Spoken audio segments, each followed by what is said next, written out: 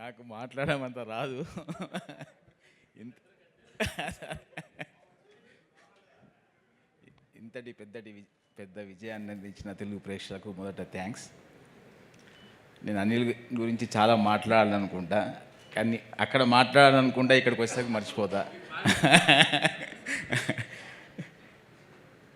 Anil, first నేను thanks చెప్పాల్సింది NTR arts Hari గారికి.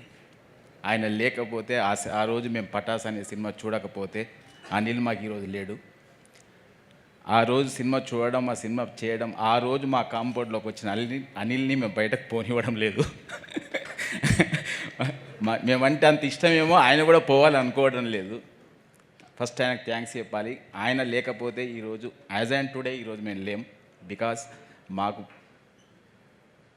జరిగిన ప్రాబ్లంకి ఎప్పుడు అనేవాడు అనిల్ సినిమా షూటింగ్ జరుగుతున్నప్పుడల్లా, సార్ ఈ సినిమా మీ టోటల్ ప్రాబ్లం సాల్వ్ చేస్తుంది అని.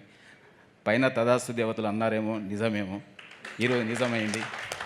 మేం బావిలో పడిపోతున్నామని ఎంతమంది సంతోషపడుతున్నా, అక్కడ పడ్డామనే లోపలనే పక్కన చూసుకుంటే వాళ్ళ పక్కన ఉన్నాం.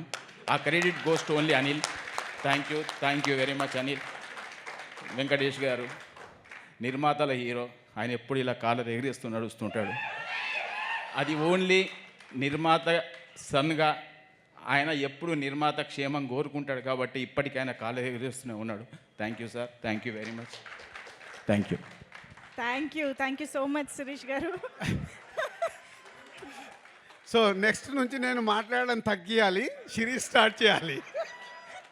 సో థ్యాంక్ యూ జీవి గారు.